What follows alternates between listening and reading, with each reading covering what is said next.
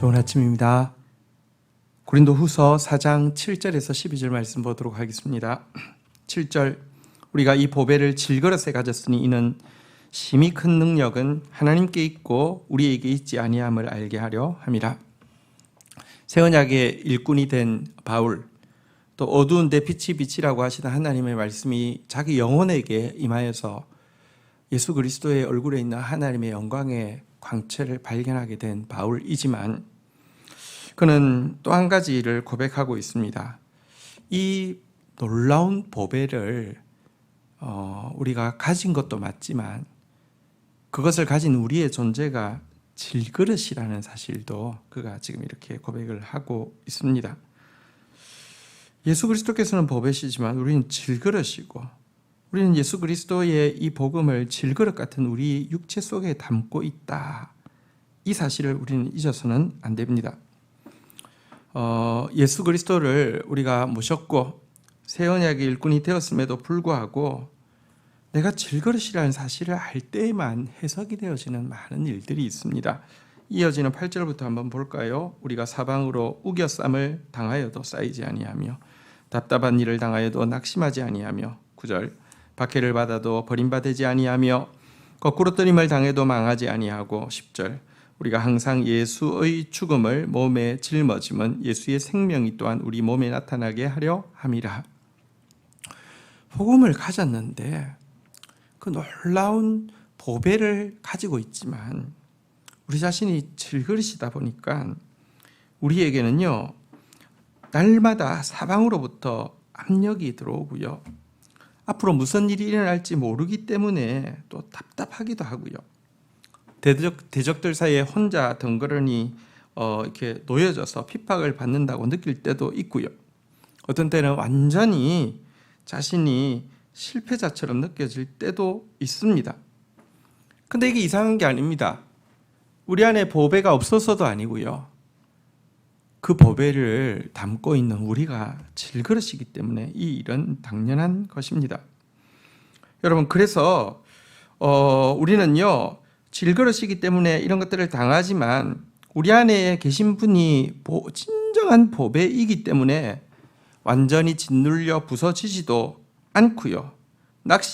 영원토록 절망에 빠지는 것도 아니고요. 버림받지도 않고요. 망하지도 않게 된다는 것입니다. 안에 보석이 있기 때문에 그렇습니다. 여러분, 그것이 아무리 초라해도 안에 보석이 있다고 하면 안 버리잖아요. 이게 분리할 수 없다고 하면 안 버리잖아요. 하나님께서 우리가 이와 같은 부조리 속에 있게 하셨습니다. 이것은 우리로 하여금 자신이 주인공이 아니라 예수님이 주인공임을, 자신이 보배가 아니라 예수님이 보배임을 깨닫게 하려는 하나님의 은혜입니다. 그래서요 바울은 자기의 약함을 절감하게 될 때 도리어 약할 때 강함이 되시는 주님, 주인공이 누구신지 명확해진 그 주님으로 인하여서 도리어 크게 기뻐하고 자랑했다라고 간증하고 있는 것을 우리는 기억할 것입니다.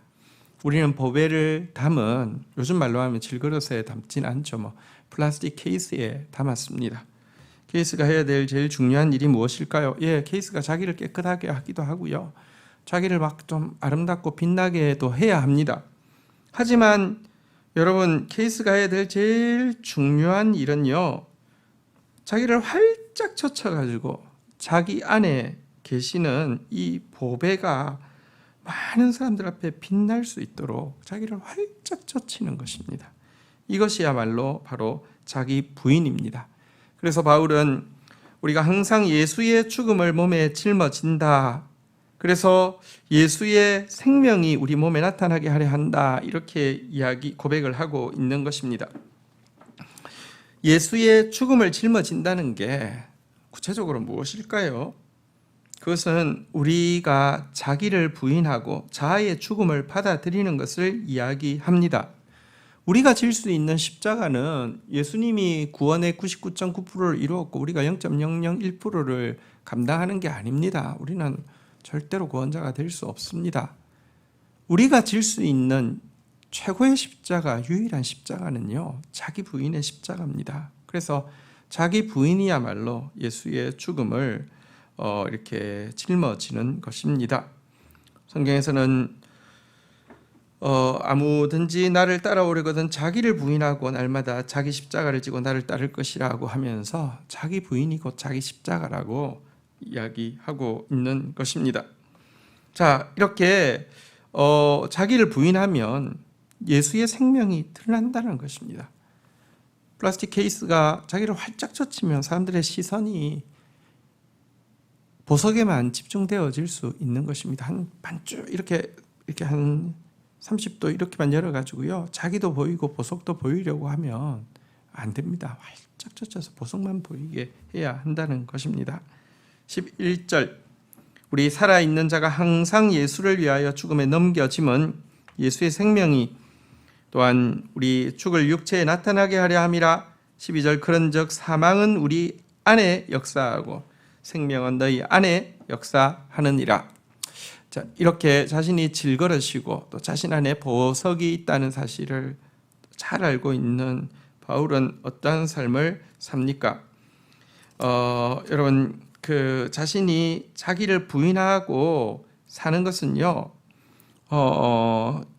예수의 생명이 드러나게 되는 것이고요. 이렇게 자기 부인을 통하여서 내가 죽게 되면 이 예수 생명이 자기 한 사람이 하늘의 미랄처럼 자기 부인을 통해서 죽어질 때 많은 사람들에게 또 예수 생명이 역사한다라는 사실을 고백하면서 이러한 삶을 살겠노라고 고백을 하고 있는 것입니다. 여러분, 우리가 예수를 보여주는 사람입니다. 예수가 어떤 분이시고 예수가 무엇을 할 수 있는지를 드러내는 방법은 우리가 예수님에 대해서 변호할 필요도 없고요, 막 이렇게 스토리를 만들어서 꾸밀 필요도 없습니다. 우리가 우리를 충분히 부인하기만 하면 예수님은 드러나십니다. 우리가 자사망 동의서에 사인을 하고 철저히 제출하기만 하면 예수의 생명은 강력하게 우리 주위에 있는 사람들 가운데 역사하게 되는 것입니다. 우리 질그릇을 가진 질그릇에 담겨 있는 보배를 가진 사람들입니다. 오늘 이 바울의 고백과 또 바울의 삶이 우리의 고백과 우리의 삶이 되기를 축복합니다. 주신 말씀 붙잡고 기도하며 나가도록 하겠습니다.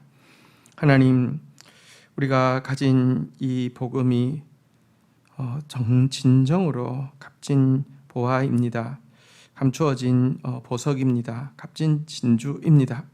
그러나 동시에 우리는 질그릇과 같은 존재입니다. 하나님, 이 부조리를 항상 기억하게 하여 주시고 낙심하지 않게 하여 주시고 주인공이신 예수 그리스도에게 더 집중하는 자 되어질 수 있도록 인도하여 주시옵소서. 나를 꾸미고 나를 과시하는 사람이 아니라 예수님 때문에 나를 정결케 하지만 결국 주인공은 예수님이라는 사실을 온 삶을 통해서 보여줄 수 있도록 철저히 자기 부인하는, 자기 십자가를 지는 자 되어지게 하여 주시옵소서. 자기 부인을 통하여서 예수가 드러나며 우리가 자아의 죽음에 동의하고 자아의 죽음에 들어감으로 말미암아 생명이 더 많은 사람들에게 역사하게 되는 그런 신앙생활을 할 수 있도록 오늘도 철저히 자기 부인하고 자기 십자가 지는 저희들이 되게 인도하여 주옵소서. 이 진리가 무엇인지 아직도 잘 깨달아지지 않는 마음들이 있습니다. 하나님, 정말 내가 죽고 예수 사는 이 신비, 이 기쁨, 이 영광이 무엇인지 알 수 있도록 은혜를 더하여 주옵소서. 예수 그리스도의 이름으로 기도 올립니다. 아멘.